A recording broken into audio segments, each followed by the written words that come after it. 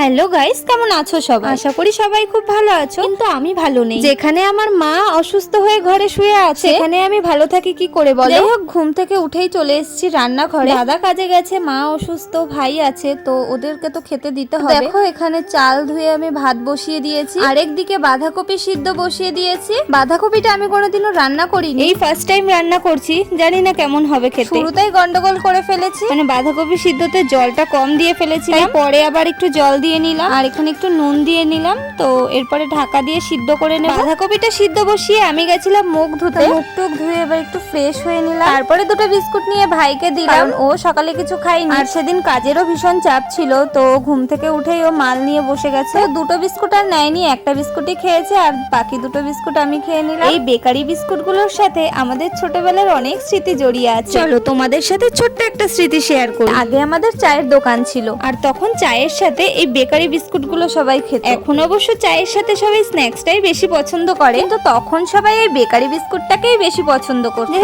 তখন অবশ্য আমরা অনেকটাই ছোট ছিলাম, তখন আমি আর আমার ভাই মিলে ভোর 3:30 নাগাদ বাবার সাথে দোকানে যেতাম। অনেক সময় এমনও হয়েছে আমি আর ভাই আগে চলে গেছি, বাবা একটু পরে গেছে। তারপরে দোকানে গিয়ে পুরো দোকানটাকে আমরা দুই ভাই বোন মিলে সাজাতাম, আর আমাদের কাজগুলো না বাবা ভাগ করে দিয়েছিল। আমার কাজ ছিল প্রথমে দোকানে গিয়ে দোকানটাকে ভালো করে ঝাড় দেওয়া, তারপরে জলের ছিটে দিয়ে ধূপ ধুনো দেওয়া, তারপরে আমি চলে যেতাম উনুন ধরাতে। আমার ভাই দোকানের যত বয়াম ছিল, মানে বিস্কুটের বয়াম, তো ওই বয়ামগুলো বার করতো। তারপরে আরো চায়ের দোকানে যা যা থাকে, গ্লাস, তারপরে কেটলি, ওগুলো সব আমার ভাই বার করতো। তারপরে যখন উনুন ধরে যেত তখন জলের কেটলি গুলো উনুনে বসিয়ে দিতাম। তারপরে আমাদের একটা কাকা এসে দুধের প্যাকেট দিয়ে যেত, তো সেই প্যাকেট গুলো কেটে মগে ঢেলে আমরা সেই মগটা উনুনে বসিয়ে দিতাম। এইগুলো করতে করতে আমার বাবা পৌঁছে যেত। ও এর মাঝে আবার আমার ভাই জলের ড্রাম গুলো নিয়ে কলে বসিয়ে দিয়ে আসতো। আমরা তো তখন ছোট ছিলাম, তো ওই ভারী ভারী ড্রাম আমরা আনতে পারতাম না, সেইগুলো বাবা গিয়ে তারপরে নিয়ে আসতো। তারপরে সব কাজ যখন আমাদের কমপ্লিট হয়ে যেত,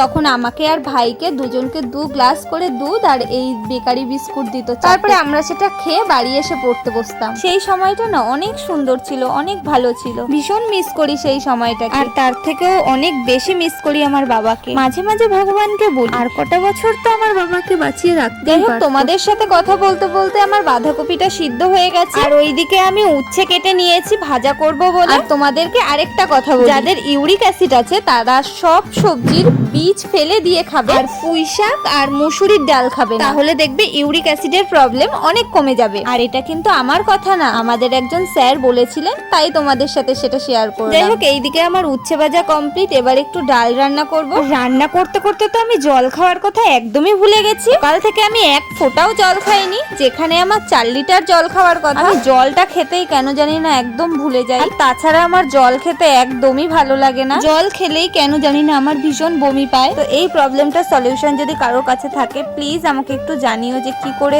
জল খেতে পারবো আমি। তো দেখো, এতক্ষণ পরে জল খেয়েছি, তাও আবার কোনটুকু জল খেয়েছি আমি। আমাকে বলা হয়েছিল 4 লিটার জল খাওয়ার কথা, সেখানে আমি সারাদিনে 500 জল খাই কিনা সন্দেহ আছে। তো প্লিজ তোমরা একটু আমাকে জানিও যে আমি কি করলে বেশি জল খেতে পারবো। তো যাই হোক, তোমাদের সাথে কথা বলতে বলতে আমার রান্না করা কমপ্লিট। রান্না করেছিলাম ডাল, বাঁধাকপি আর উচ্ছে ভাজা। বাঁধাকপিটা একটু পুড়ে গেছে, আর উচ্ছে ভাজাটা সকালে আমরা খেয়ে রান্না বান্না করে বাসন টাসন মেজে গ্যাস ট্যাস মুছে আমি কড়াই টাড়িয়েও ধুয়ে রেখে দিয়েছি। এই ছিল আজকের ভিডিও, দেখা হবে নেক্সট ভিডিওতে। টাটা।